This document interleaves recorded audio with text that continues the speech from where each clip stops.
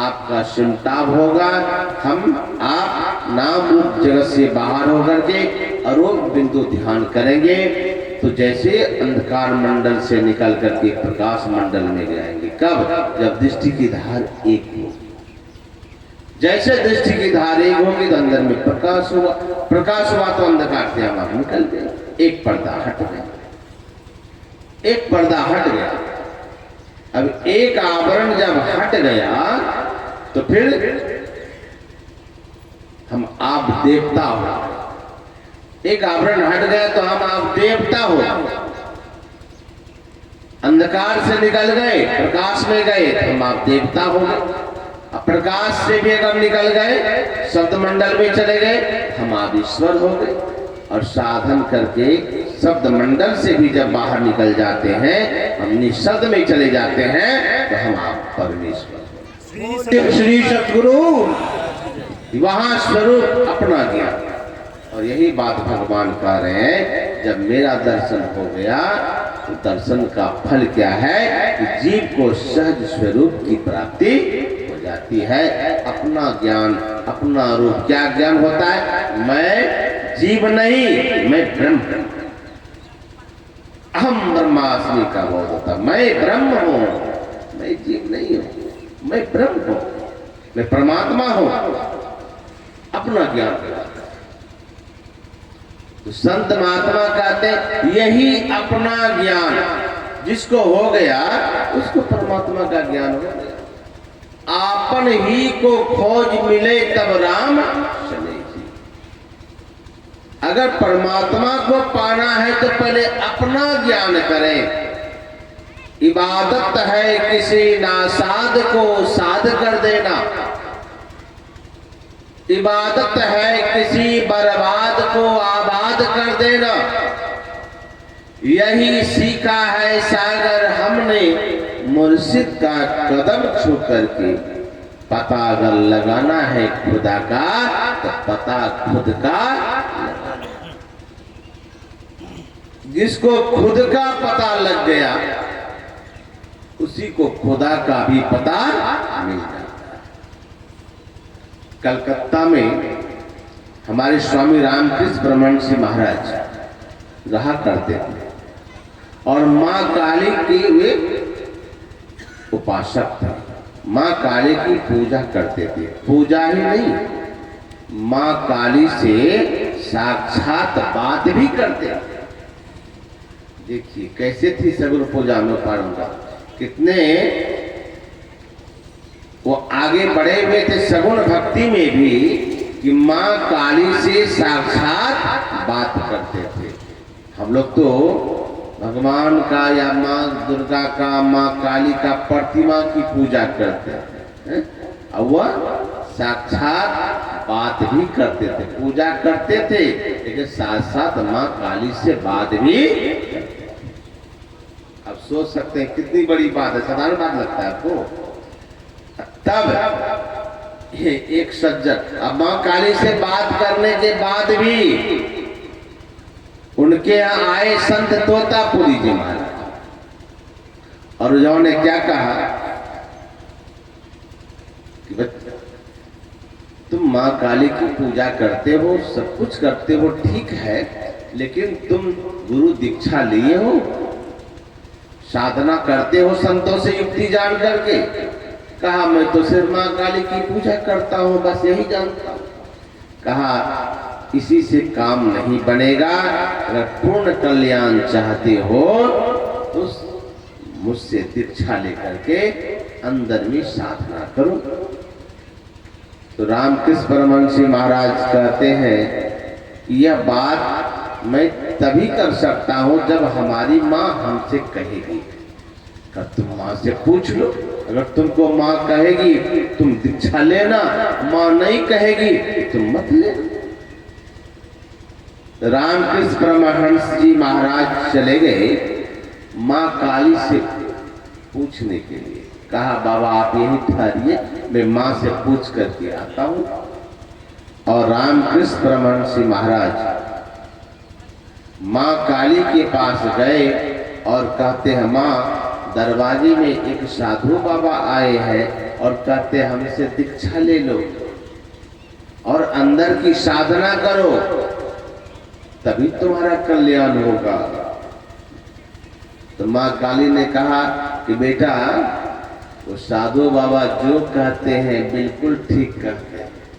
कहा माँ, जब हम तुम्हारी पूजा कर ही रहे हैं तो क्या फिर साधु बाबा से दीक्षा लेना जरूरी है?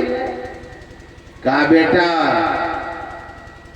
अरे वह साधु बाबा अपने से नहीं आए हैं, मेरे ही प्रेरणा से यहाँ आए हैं। जाओ और उनसे दीक्षा लो और दीक्षा लेकर के अंतर की साधना करो, तभी तुम्हारा जीवन में पूर्ण कल्याण। श्री सद्गुरु महाराज की जय। अब माँ काली कह रही है कि बेटा जाके दीक्षा लो, संतों से युक्ति जान करके साधना करो। या हम कहते हैं हम तो पूजा पाठ करवे करते हैं, क्या करेंगे दीक्षा लेकर?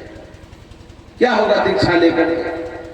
अरे आप बात कर रहे हैं माँ काली से, तब उसका काम नहीं बना, और आप तो सिर्फ फोटो की आगे सामने धूपबत्ती दिखाते हैं, अगरबत्ती दिखाते हैं, फूल चढ़ाते हैं, तब सोचते हैं कि मेरा काम चल जाएगा, मेरा बेड़ा पार हो जाएगा। हम तो माँ काली की पूजा करते हैं, माँ दुर्गा की उपासना करते हैं। अरे आप तो फूल पत्ती चढ़ा करके कल्याण चाह रहे हैं, या तो साक्षात बात कर रहे हैं, तब तो माँ काली कहती है कि तेरा कल्याण नहीं होगा बेटा।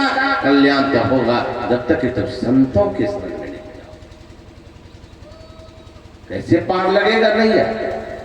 ऐसे रामकृष्ण परमहंस महाराज के पास एक सज्जन आए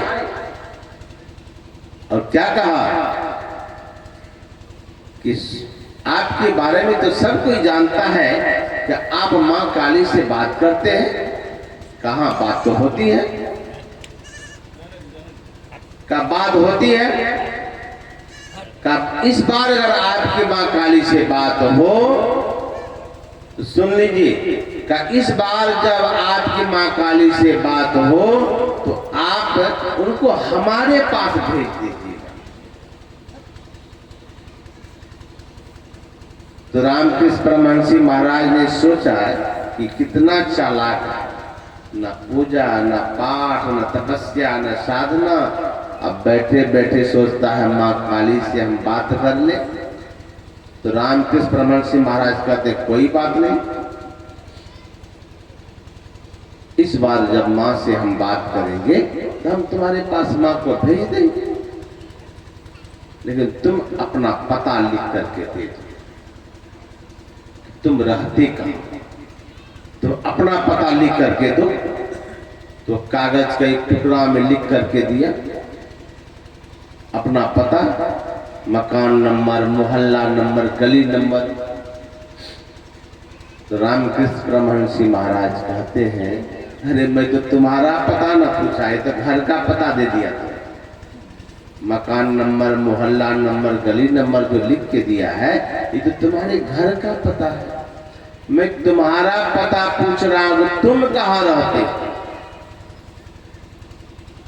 तो वह व्यक्ति का दिमाग थोड़ा चक्कर आया कि बात तो ठीक ही पूछ कह रहे हैं कि हम कहाँ रहते हैं। तो सोच के बोला कि हम तो शरीर के अंदर रहते हैं। का शरीर के अंदर में कहाँ रहते हो? कभी कान पकड़े, कभी नाक पकड़े, कभी पेट पकड़े, कभी सीना पकड़े, कभी हाथ पकड़े, यहाँ तो रहते हैं। का ये तो तुम्हारा हाथ है, ये तो तुम्हारा पेट है, ये तुम्हारा गला है, ये तुम्हारा आंख है, तुम्हारा कान है, तुम कहाँ रहते हो? इस 3.5 हाथ के शरीर में बता दो, हम वही माँ को भेज देंगे। तब वह सज्जन हाथ जोड़ के कहता है बाबा आज हमको पता चला है कि हमको अपना ही ज्ञान नहीं कि हम रहते कहाँ। कहा जाओ जाओ पहले अपना ज्ञान करो, तुम शरीर में कहाँ रहते हो। अरे जिस दिन तुमको अपना ज्ञान हो जाएगा तो माँ काली को बुलाना नहीं पड़ेगा। अरे वहीं तो बैठे बैठे तुमको अंदर में माँ काली से बात हो जाएगी। श्री सद्गुरु महाराज की जय। अपना ज्ञान, यही है ईश्वर की प्राप्ति की साधन कि हम अपना ज्ञान अगर कर लेते हैं तो हमें परमात्मा का भी ज्ञान होता है। इसके लिए बाहर जाने की जरूरत नहीं। गुरुदेव की वाणी में है खोजो पंथी पंथ तेरे घट भीतरे। तो अरो तेरो पीव भी घट ही भीतरे। कहते परमात्मा और हम आप भी शरीर के अंदर में रहते हैं, इसलिए बाहर मत भटकिए, अंदर में चलिए और युक्ति जान करके थोड़ा थोड़ा अभ्यास कीजिए। परिणाम क्या होगा, जब हम अंदर में चलेंगे तब चलते चलते चलते चलते सभी आवरणों को पार के जब परमात्मा के धाम में जाएंगे तो फिर आवागमन का चक्र का नाश हो जाएगा, संसार में आना जाना छूट जाएगा और सारे दुखों का अंत होगा, जीवन सुख में हो जाएगा। यही थोड़ा सा अभी की सेवा में कहा। बोले श्री सद्गुरु महाराज की जय।